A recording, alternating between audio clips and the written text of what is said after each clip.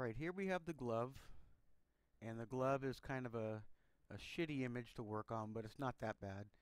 And why I say shitty is it's really poor quality, has really poor JPEG compression, and it's just ugly. If you see here, you can see artifacts from poor JPEG compression. You can see artifacts just all over the place in here from cruddy JPEG compression.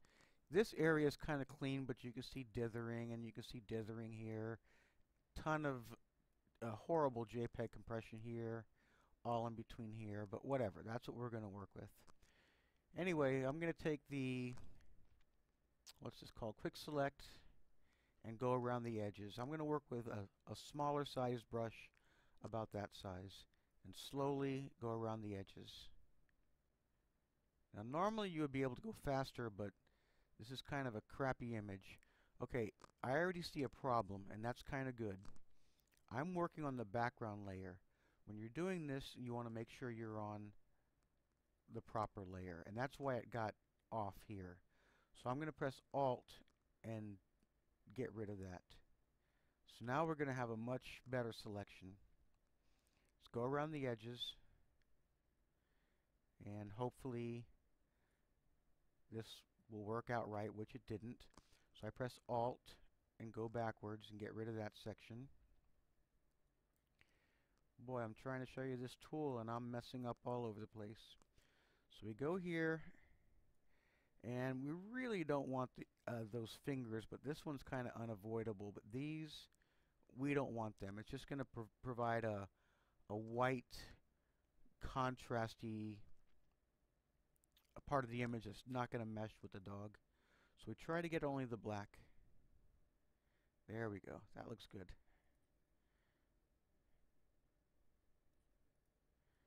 And I'm going to do this pretty fast and kind of sloppy because I just don't want to have to make a perfect selection for this tutorial. Now I'm kind of tapping here.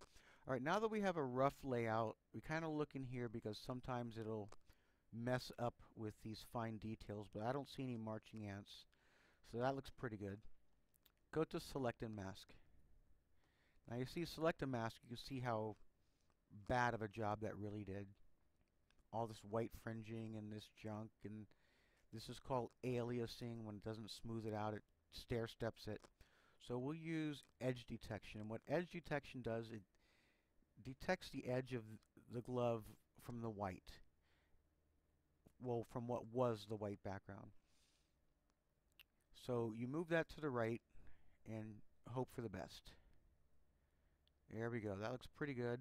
I can see some junk here, but we could paint that out. And we'll go to we'll output that to a layer mask. Normally I would put some smoothing on, but it looks pretty smooth, but we could still put, let's just say, half a pixel. Won't hurt. And we'll output that to a layer mask. Now we have a layer mask, and we can go into here to that problem area, pick a black round brush, 100% opacity, 100% flow, and we mask out this junk. Now we could go on and on with this mask. You can see it's not picking it up here properly, here properly. You see the black, and I can show you that in the mask. Just remember, we're looking primarily at this corner, and this corner is where it's the worst. Alt, click on a mask, and you can see the mask. And you can see the problem areas right here where it's not white. If you wanted to, you could, paint that back in, take a lot of time and make that mask look really good. But that's not the purpose of this tutorial. Anyway, we have our glove selected, and looks good enough. Maybe we should come in and clean this little white area a little bit. Oops. I have white selected, so it was painting in. We want to select black. Now with black, you can just press the X key. With X, it flips them. So now we have a black brush, and we could paint this out. And normally I would, get rid of a lot of this stuff, but it's just too time consuming. So now we have the brush, the glove, and the glove is masked out. What we want to do is apply the layer mask. Now to apply the layer mask, we want to make sure the mask is selected, right click, and apply the layer mask. And as I've showed you before, there's plenty of places to click on a layer. For example, if we had the glove selected and we right clicked, we have different options. If we have over here to the right of the mask and right click, there's different options. So you want to click on the mask, right click, apply the layer mask. Right click, convert to smart object, and we'll call that glove. Glove. So now make sure you have your move tool inside of the image. Doesn't matter where you select, making sure glove is selected. We're going to drag that up to the dog. And here we go. Edit, free transform, so we can make that the proper size. Now what I'm determining is the proper size is how the glove will fit the dog's leg. And obviously that's too big. So we'll scale it down some. And maybe we can go a little smaller. Let's pull out a little bit. Yeah, we can go smaller.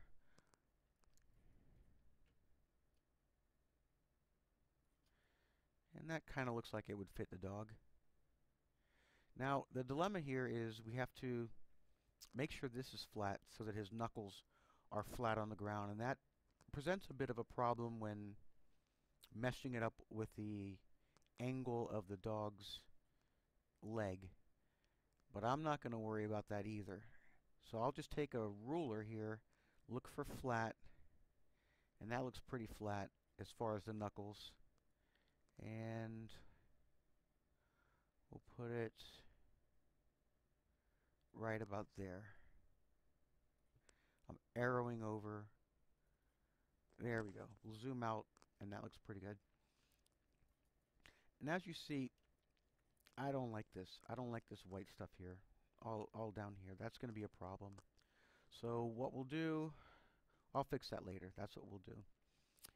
Now, we'll take this layer of glove, right click, and duplicate layer. And we'll just call this right glove. Even though it's on his left paw, I always call it right because it's on my right. And we go edit, free transform, edit, flip horizontal, and we'll match, oh excuse me, I'm tired. Match that up with the dog. Excuse me. And excuse me, I got a cold, I got a cough. There we go. This doesn't look as flat on this side for whatever reason. So I'll free transform that just a little bit to make what I think is flat here.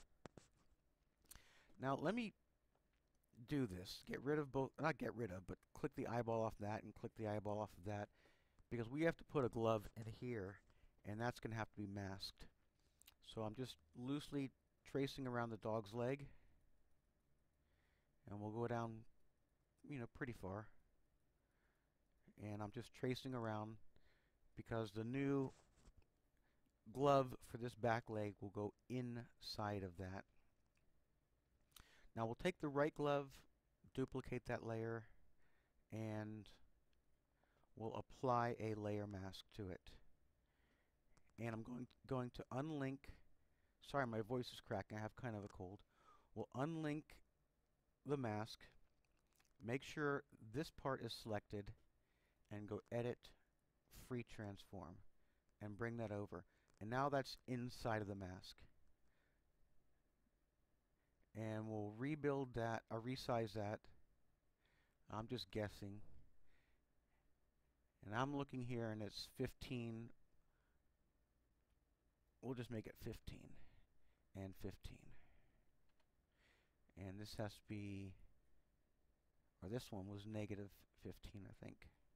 Yeah, there we go. And we'll put that right about there. And we'll turn these guys back on. Oh, make sure that the back glove is on the bottom. There we go. And we'll take this glove and we'll duplicate that layer and we'll call it back left. I'm not naming these things right. I'm not checking the spelling either. So that's what it is. Back left glove. That's what it says, no matter what you read. And we'll go edit, free transform, and we'll do the same. 15 and 15. Maybe a little too small, but you can resize them properly. I forgot what I did before. I was doing this better when I was going fast. Alright, now we got the gloves, and they look pretty good. But I'm worried about this white stuff. It looks crappy. So what we're going to do is put all of these guys into a group. Make a new layer by clicking this doohickey. Clip it. Hope you know clipping masks. Clip it to the group. And we're going to do a technique called blend if. Actually we'll do blend if in just a minute. Now I'm taking a round brush, black, and we'll put it at, let's just say 55%. And I only want it to cover the white, but I'll show you how to take care of that in just a second. So we're painting all this white crap out.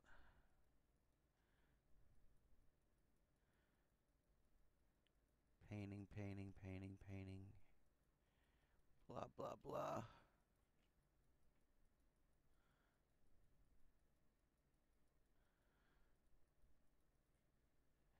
Alright, now we only want it to affect the white, but it's obviously right now on top of the black. So we'll use a technique called blend if. You double click this, and we're working on this layer, but we want it to affect the layer below it, which is actually a group. And we're going to use gray, and without getting into a huge detail of blend if, we want to take out the brushing, have the brushing not affect the black. We only want that brushing to affect the white. So in order to do that, you press Alt on this slider. This slider normally is a single slider, but if you press Alt, it breaks it in half and doubles it. And I don't want to explain why, but that's what we're going to do. And you just slide it over and watch in here or in here. I'm watching right there, and keep sliding it over until you see that change. And go back to the right until that stops. And what that did is it actually is now no longer painting on the black as much. I'll turn off the preview, and you can see how much more black there is. I'll turn on the preview, and you'll see how much less black painting there is, because it's not affecting the black as much. And actually, I want it a little darker. That's good. Okay, right about there. Now, we have to work on the shadows. So, what we're going to do is make a layer on top of the dog, under the gloves. Black brush, and as you see, the black brush is round. We want to make it oval. So you make sure that brush tip is selected on here. There's all kinds of things you can do to the brush, but sometimes that'll be active or selected. You see it's active right now, but it's not selected. Like right now that's not even anything, but whatever. I'm not making any sense. Make sure brush tips is active, and make this is your brush shape. Make it like extremely oval, extremely oval. Yeah, that looks pretty good. And we're going to start off making it, let's see, darker. So I'm going to use about 77% and make it, yeah, about that big, about the size of the width of the glove. And finding the right spot is a little difficult, but I'm just going to select there, And if you zoom in, you'll see it's mostly on the glove, but a little bit off. And I'm just going to press a button and see what happens. That looks pretty good. And I'm going to do the same for this one here and make it larger for this one and larger for this one. Now I want to put another little bit darker, so we'll make another layer under that dark because it's going to be darker, and we'll move that to 88. Like I said, you always want to have your darkest on the bottom when doing shadows, and we'll just dab a little darker, but it's smaller. I'm using a smaller brush. Okay, now on top we can actually make a bigger brush, and we'll just say, I don't know, 44, and we'll make another layer. So we have darkest, dark, and lightest, and I want to resize this image because the shadows are going to fall over. So I'm pressing Alt, and that'll make it bigger on both sides. And as you can see, I'm working with a color layer. I don't know if you can see that, but you'll see it in a second. So the background should autofill. You see I'm working with that color layer. And now we go back to our brush. You can press the brush tool, or you could just press B for brush. And click. I'm not sure I like that. I just press Control Z, and let's make it, yeah, about like that. That might be too big. Control Z. There we go. And this one I'm going to make just a little smaller. And this one, since it's the back, it's also going to be smaller. I just hit it twice on that one, and twice on that one, 3 times. So now we got our shadows, and we got our dog, and we got our gloves. And it's not perfectly lined up here. We'd have to probably warp them into shape to make them perfectly fit the dog, or even puppet warp them. Let's do just a little bit of brushing on the dog. So we're going to put these into a group. I'm selecting them all and pressing Control G. Control G. Shadows. Now we'll make another layer, and we'll clip that to the dog. And this probably won't make any difference, but I'm just going to brush a little darkness right here, just because I think that'll blend better. It might not do a damn thing, but that's what I did. You know, maybe it did, maybe it didn't. I don't know, whatever. But there's your dog in shadows, and we'll click on this guy, double click it, we'll go to white, we'll check out the shadows. The shadows look really good on white, and we'll just slowly make that dark. And of course at some point those shadows are going to disappear because they're black, but you can still see them there, but now they're gone. Now there's no shadows. But anyway, that's how you put the gloves on a dog and make your shadows. And of course, to save it, you'd have to get rid of that color fill layer to make your thing see-through. Anyway, I'm fading out, and that's it. Over and out.